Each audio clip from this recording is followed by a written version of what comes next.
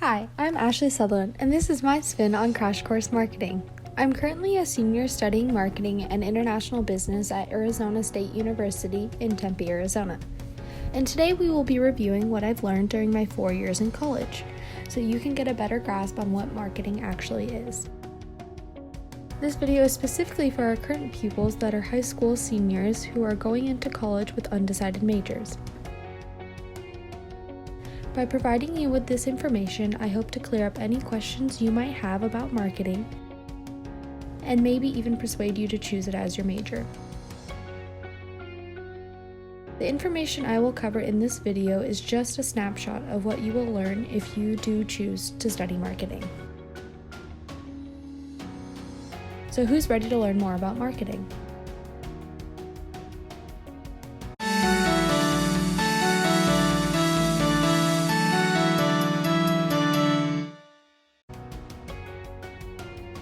Let's get started.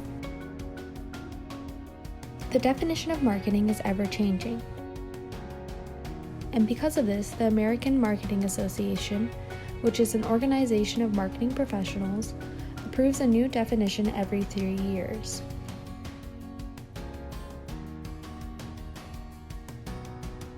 The current definition that the AMA has approved is the activity, set of institutions and processes for creating, communicating, delivering, and exchanging offerings that have value for customers, clients, partners, and society at large.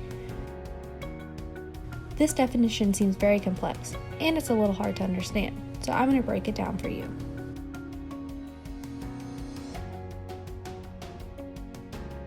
First, it's important to know that marketers must keep the internal and external environments of a company in mind during each stage of a business decision.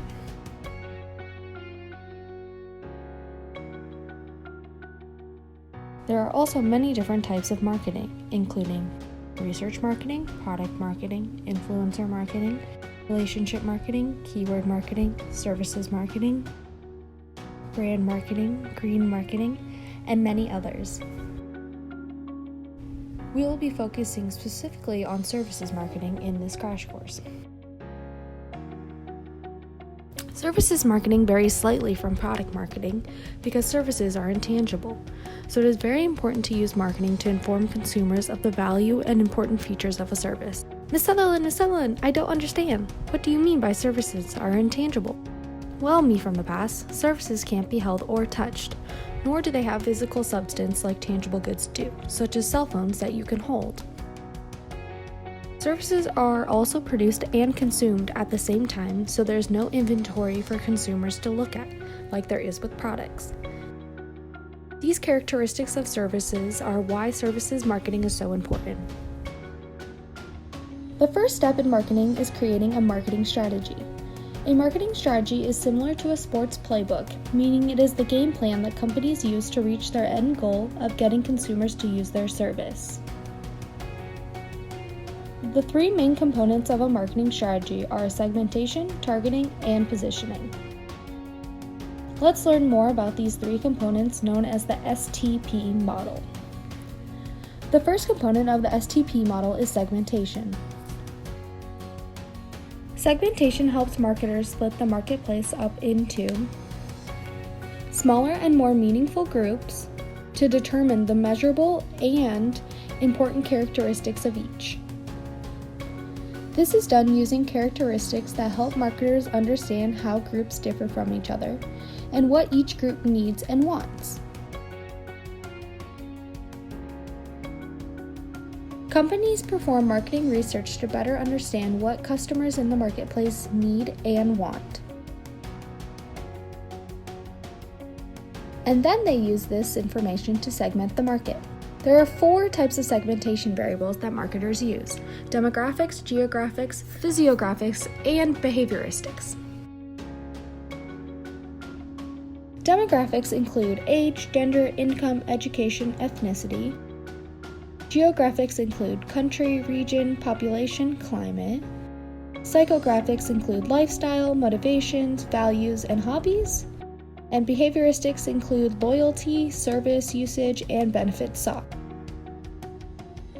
When choosing segmentation variables, marketers are identifying relevant differences in consumers' needs and wants to classify them into different groups. Thanks, Thought Bubble. Let's take a look at an example to better understand segmentation. Think about Snapchat.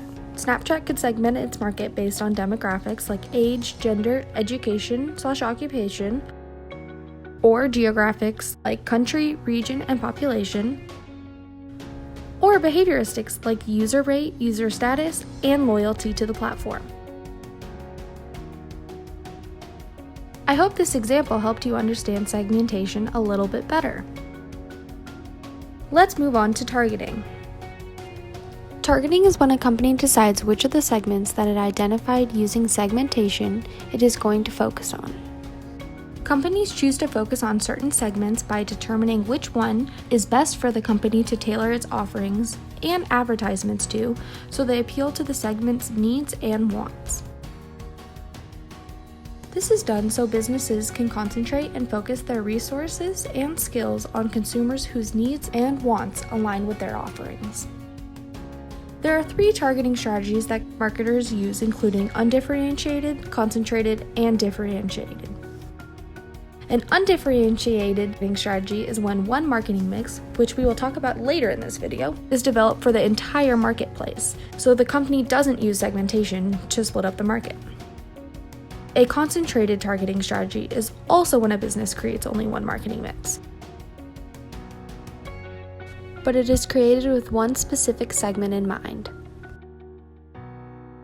Lastly, a differentiated targeting strategy is when a company creates multiple marketing mixes to appeal to the segmentation variables of multiple different market segments. When choosing which targeting strategy to use, marketers take into consideration the potential profitability of the segment to see if it's worth targeting, the size and growth ability of the segment to see if it's large enough to justify targeting, the accessibility of the segment, and the potential competition. Let's take a look at an example to better understand targeting. Let's go back to the segments we identified with Snapchat in our last example. Using those segmentation variables, let's specify which one Snapchat is targeting. Snapchat is targeting college and high school students, people under 25 years old, people who use social media, and people with the ability to download apps. The company chose these segments to target because they are profitable, large enough to target, and accessible enough to the company. The last component of a marketing strategy is positioning. Positioning is how companies make their offerings appear unique and appealing to the target segment. Positioning defines the rest of the marketing mix and helps build associations in consumers' brains about the brand. A company's positioning strategy will be different for each target segment and be done in a way that is attractive and takes the benefits and needs of the target segment into account. Snapchat positions itself as a young and fun social media platform, which appeals to its younger target audience. It also positions itself as a photo and video communication app, which helps it meet the need of its target market to be in constant contact with family and friends.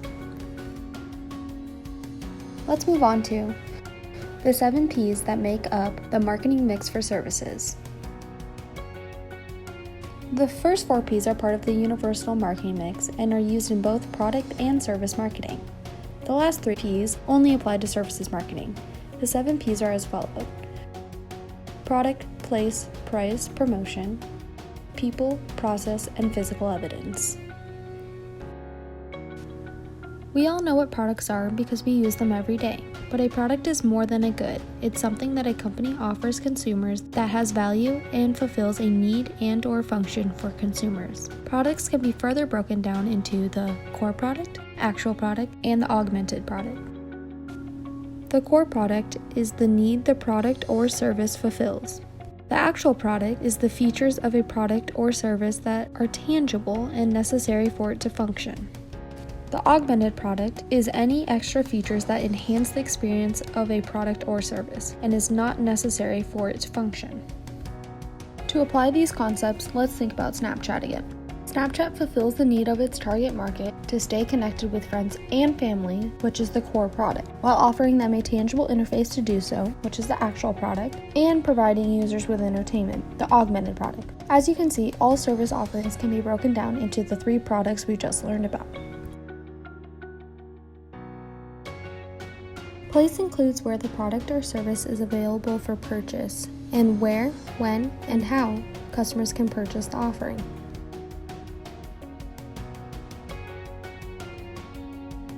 Place influences profitability in the channels used to advertise, the availability of the product and/or service, and its accessibility to the target market. For example, Snapchat is available in all app stores, most countries, 20 languages, and on multiple types of devices. The next P in the marketing mix is price. Price determines what a customer ultimately pays for a product or service and comes in the forms of money, time, information, intangible costs, and attention. In services marketing, price is very important because it communicates quality to consumers due to the intangible nature of services. Let's take a look at some of the considerations that marketers must make when determining the price of an offering. These considerations include price, profit, how customers assess value, and competitors' pricing strategies. Let's take a look at a pricing example. Snapchat is free to download and profits through advertising, but users are still paying for it through their attention and data. The next P is promotion. Promotions are the way a company chooses to inform consumers about its offerings and brand. The way marketers promote their offering is very important, so they must pay attention to the channels, technology, and ideas that resonate with their target segment and use these to make the brand more relevant to consumers through promotions. Just as an example, many companies, including Snapchat, promote their services to millennials using social media promotions because these are the most relevant and used platforms by the demographic. And using these platforms to advertise leads to an increase in brand relevance and awareness. The next 3 P's we are going to discuss only apply to services marketing. The first P exclusive to services marketing is people. People includes everyone who is involved in the service exchange and who can influence the perception of a customer, both positively and negatively. The people to consider include employees, the customer, or you, and other customers.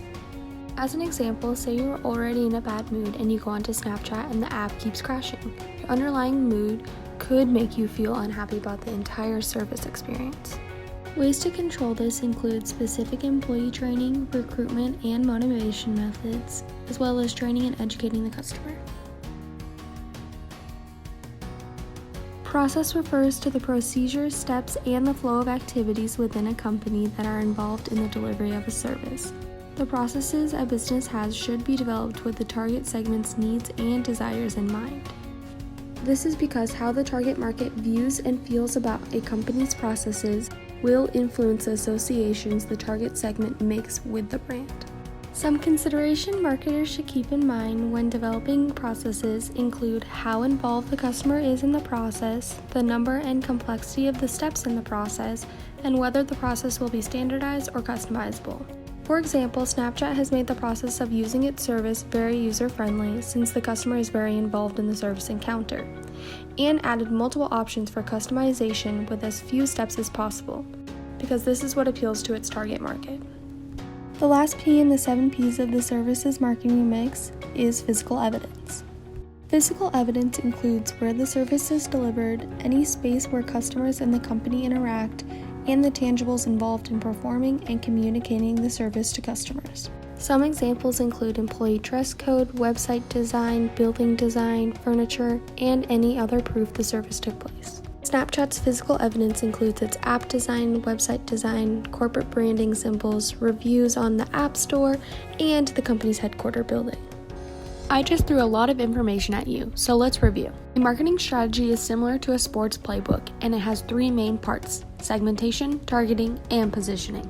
The 7 Ps of the service marketing mix includes product, place, price, promotion, people, process, and physical evidence. The marketing mix for products and services marketing are very different with unique approaches to both. I hope these takeaways and this video made you more aware of the marketing you are surrounded by every day and a more informed consumer. Thank you so much for joining me. I'll see you next time.